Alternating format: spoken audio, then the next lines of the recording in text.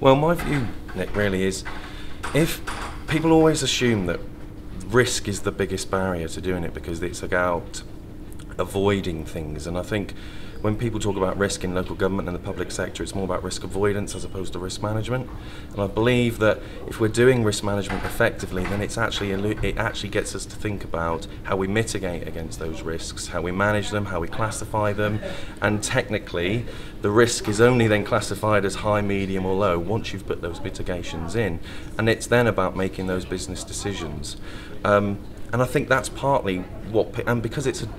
traditionally it could be a dull subject, I think people avoid it because it's boring. But actually, for those people who are engaged in the technology and want to do social media, I think if they can understand risk management and talk to the risk management people in their organisation and start to get through to how do we mitigate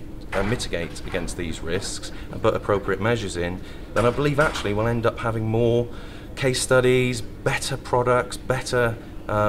improvements in services, because we'll actually be managing them and we'll have clear accountability of how those risks are being managed. And you seem to be saying that, oddly enough, if people are worried about the risks of social media, the way to mitigate against those risks is to use social media. Exactly, because I think the challenge is if we don't do it in organisations from an internal comms point of view, if people want to connect and we're not providing those tools corporately,